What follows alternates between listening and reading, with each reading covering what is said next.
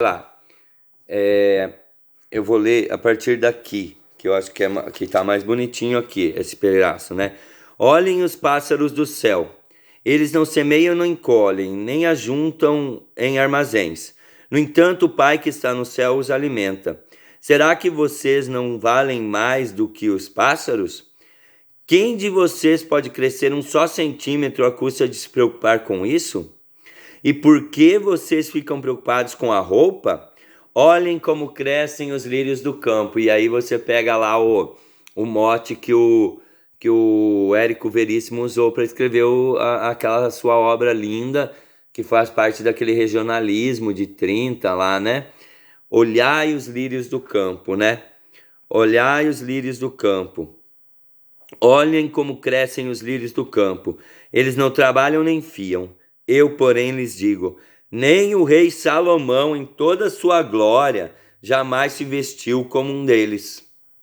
Ora, se Deus assim veste a erva do campo, que hoje existe e amanhã é queimada no forno, muito mais ele fará por vocês, gente de pouca fé. Por quê? Se você tivesse uma consciência abnegada de bens materiais, se fosse capaz de abandonar a ambição, a necessidade, mas daí nós precisávamos viver num mundo em que esse sentimento burguês, esse liberalismo econômico, o neoliberalismo econômico, essa profunda necessidade de acúmulo, que é o que diferencia a nós e os índios, né? Que os indígenas, os indígenas eles não têm necessidade de acúmulo. Por que a gente chama eles de vagabundo? Porque a gente não entende que o dia a dia do indígena é um dia a dia diferenciado do nosso. Ele não se preocupa em acumular riquezas, mas em comer, em plantar, em viver em comunidade, em cultuar seus deuses. E nós não conseguimos entender, porque a gente necessita que as pessoas vivam como nós. Se a gente tivesse capacidade de olhar os lírios do campo, os lírios são lindos. Quem gosta de flor sabe como são lindos os lírios. Como Jesus diz na sua palavra, nem Salomão, que é o rei mais cultuado biblicamente, nem ele pôde se vestir em tal beleza como os lírios se vestem. E os lírios não se vestem, os lírios crescem a partir de uma natureza que para Jesus é divina. E nós também crescemos a partir dessa natureza.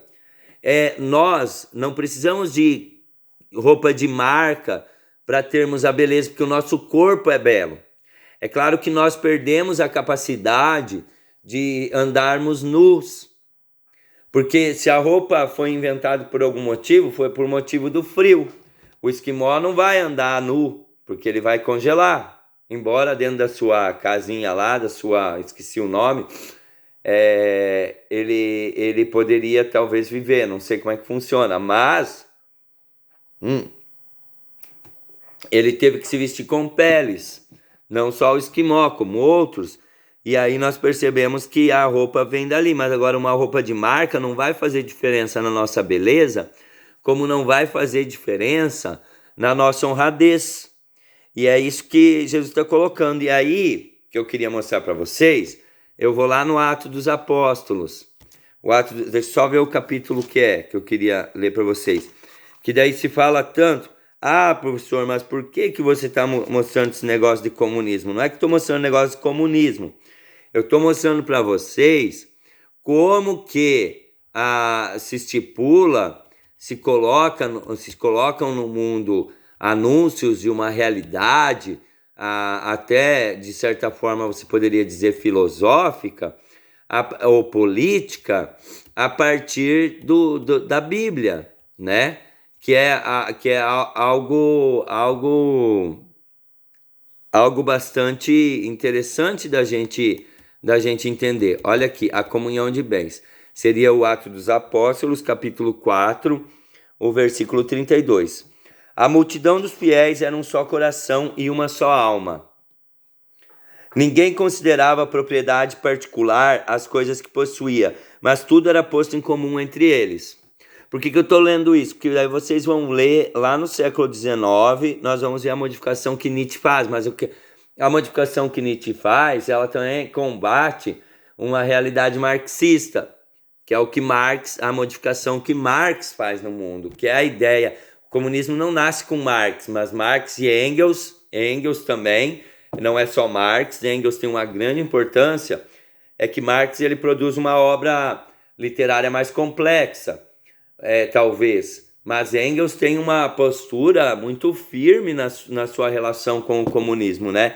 É muito interessante ver a análise que Engels faz da sociedade, a análise que ele faz sobre outras questões ali, sobre lutas do proletariado.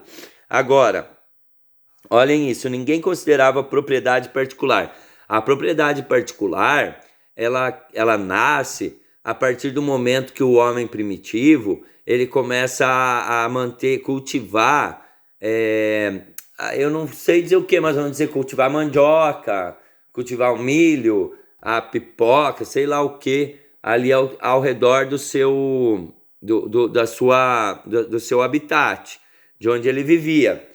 A partir desse momento, se alguém chegasse e pegasse aquela plantação dele, alguma coisa da plantação dele, começou a ser considerado, embora talvez sem a palavra apropriada, furto, roubo. E aí vem a ideia de propriedade privada. Aqui eu que planto, aqui eu que vivo, aqui eu que caço. E isso, o liberalismo, então, postula de forma bastante forte, porque antes a monarquia, ela submetia o ser humano ao mandato de um rei. Mas o liberalismo, então, ele cria a ideia de propriedade privada, que é a possibilidade de você possuir, ter posses, sem ter um título de nobreza, sem ter a concessão de um rei, né? Pelo dinheiro, pelo financeiro. E aí nós estamos nesse mundo de merda que a gente vive hoje no sentido econômico, financeiro, eu estou falando, e político, né? Não que a vida nossa não seja boa. Agora, com grande poder, os apóstolos davam testemunho da ressurreição do Senhor Jesus, e todos eles gozavam de grande aceitação. Entre eles ninguém passava necessidade, pois aqueles que possuíam terras ou casas as vendiam, traziam o dinheiro e o colocavam aos pés dos apóstolos. Depois ele era distribuído a cada um conforme sua necessidade. Aí eu digo assim, seria a ideia exata do comunismo, que eu trabalho e o meu trabalho é controlado pelo Estado, mas o Estado devolve todo o trabalho à população. Eu não coloco o certo ou errado disso, eu coloco que seria a única forma de se viver em comunidade com igualdade, de se viver economicamente com igualdade, porque nós ainda temos a questão do dinheiro, que é o mais forte dos preconceitos, porque uma pessoa que tem muito dinheiro não quer perder não quer sair do topo onde está. Eu não estou falando de todos, estou falando de uma grande parte. Então, assim, é difícil a gente falar que a nossa terra fosse cedida para o Estado, permitir que a nossa terra fosse cedida para o Estado, que a nossa casa fosse cedida do Estado para o Estado, porque a gente tem uma visão de que o acúmulo é a única coisa que nos faz existir e que nos faz bem. É o acúmulo, e esse acúmulo, ele causa toda essa balbúrdia que a gente se encontra. Ele causa, inclusive, as políticas contrárias à universidade pública em que nós estudamos.